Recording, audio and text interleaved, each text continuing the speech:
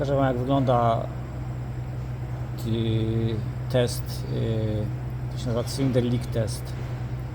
Silnik nierówno pracuje na wolnych obrotach. Co ciekawe, nie ma błędów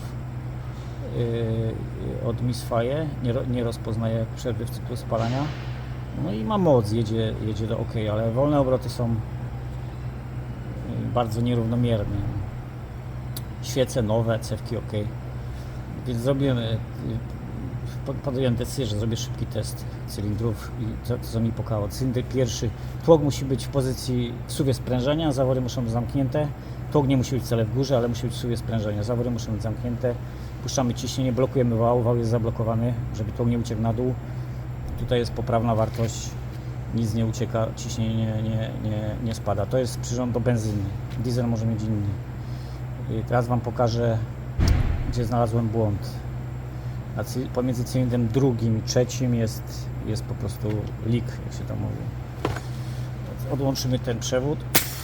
Przełożę przyrząd na cylinder drugi.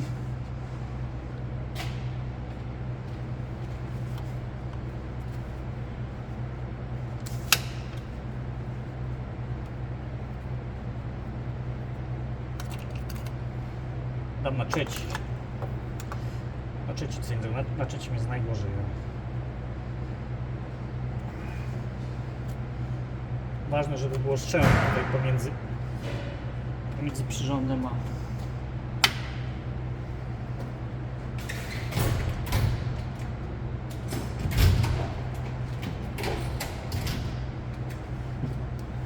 lekko dokręcimy tylko gumkami, to wystarczy.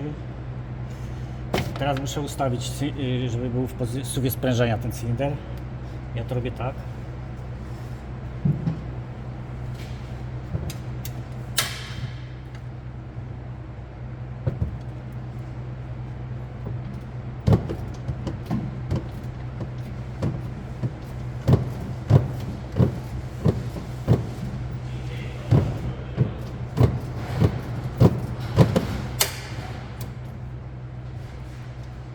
Chyba mi to pomóż.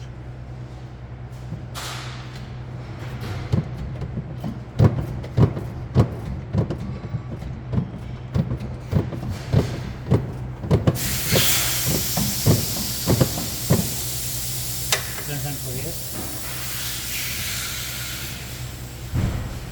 Już jest to słabe to sprężanie i trudno jest to rozpoznać.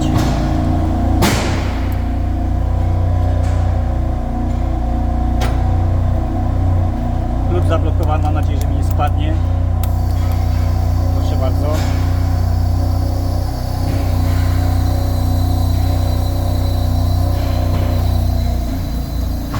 Widzicie, co się dzieje?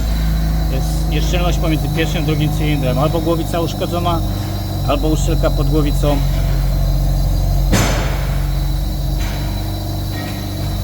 Tak wygląda zły test cylindra 2.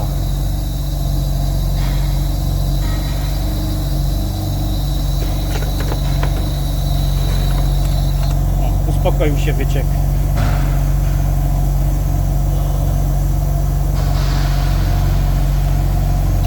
Także głowica do zdjęcia.